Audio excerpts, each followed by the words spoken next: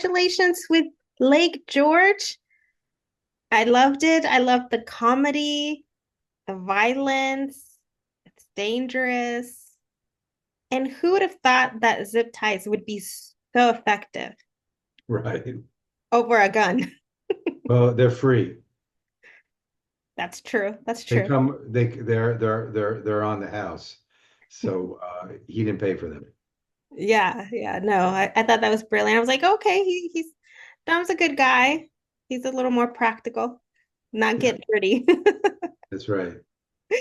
So tell me about your inspiration in writing Lake George. Well, the inspiration kind of was born out of the pandemic where everybody was alone in a room and you sit there and you wonder, okay, what am I going to do with my life and how do I get out of this noise that's happening in the world? And going back to something that I really love was making independent movies in a genre that I love, uh, and a character that could maybe express some of the things that I was going through in life. And and then you always project upon like your characters like, well, what's a worst case scenario? Like, okay, my life's not that bad, but how can I inject it into this character?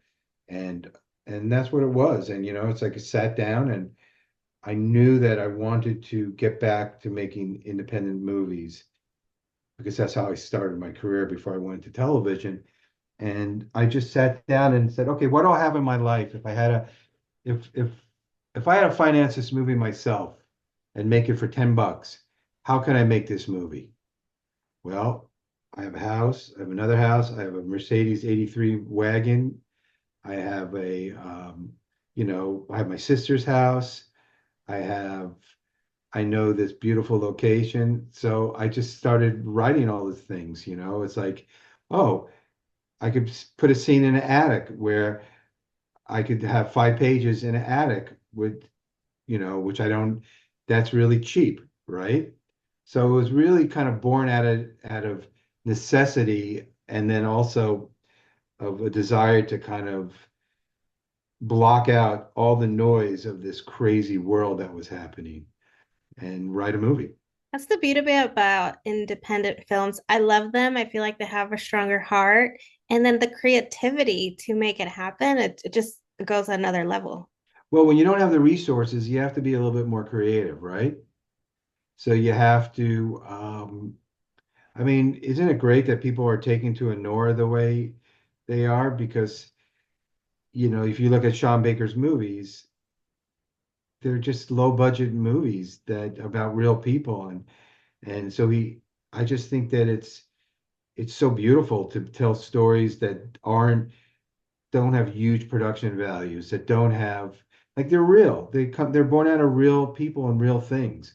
So I wish more people would have access to that. And even television, everything now is about how much how expensive can we make these television shows? And they're all spectacles. And it's like, the one thing I learned in Friday Night Lights is less is more. It's like you don't need to dress the world up. Just show the world the way it is. Well, I loved your script. I loved it. I loved the story and making us fall in love with these characters. I loved Carrie's role as Phyllis. I mean, you make her seem like a natural gangster.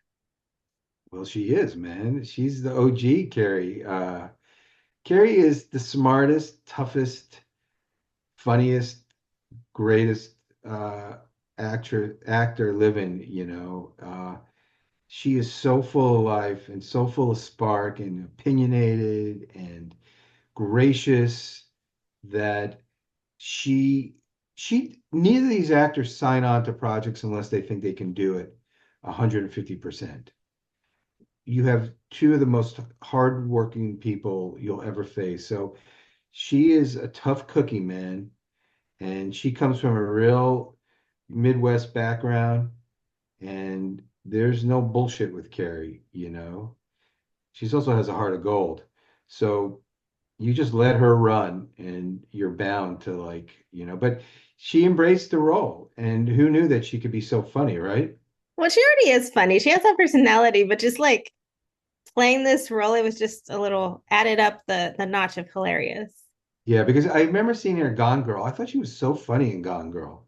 Like she didn't do anything, and she was like so funny in that role.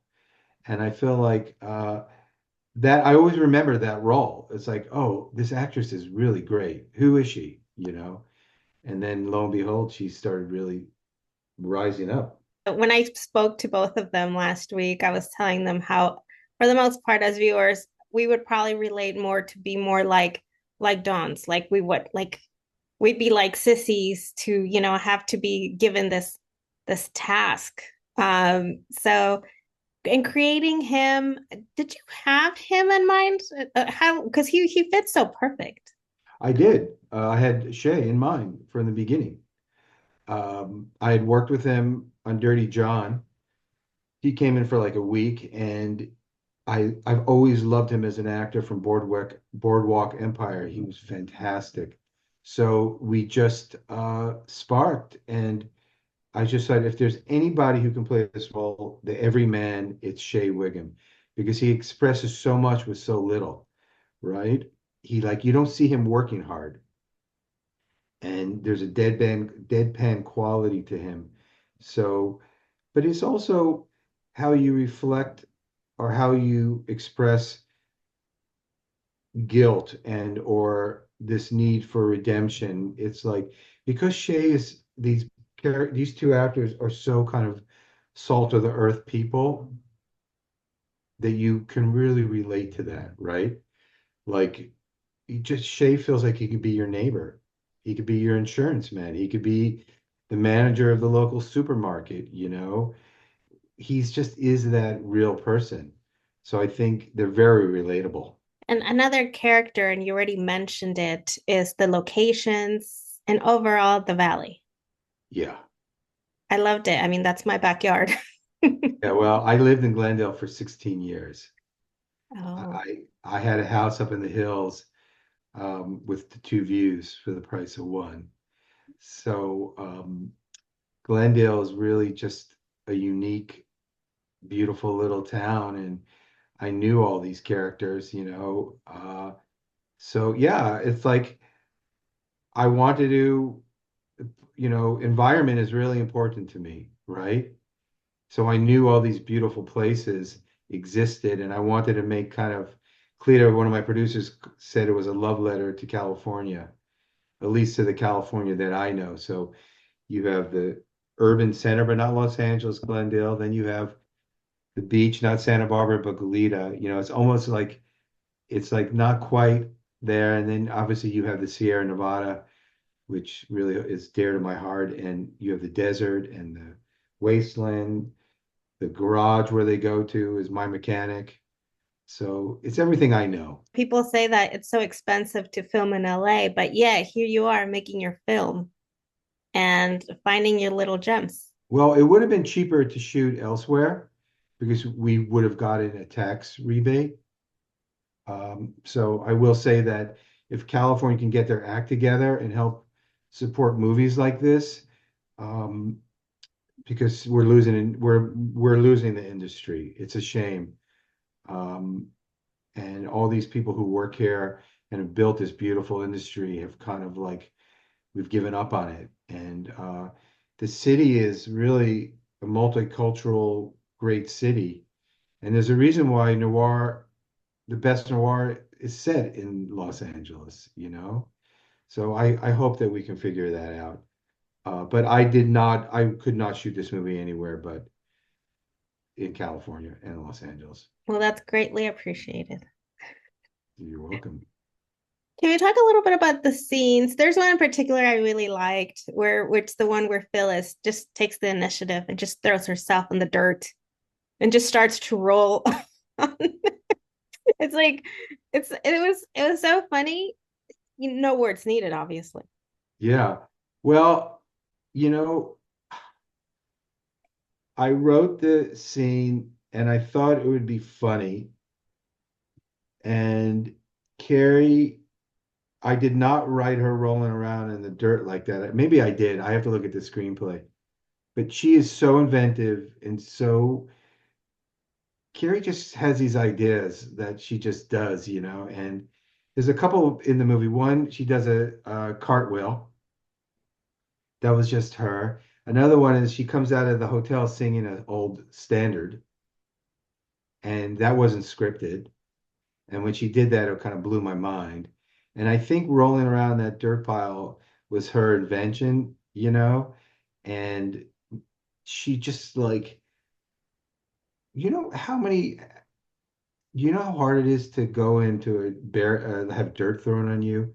Like most actors might have asked for a double and carry. And not only that is, but we had a reserve, like we were in the middle of nowhere. So and we didn't have trailers.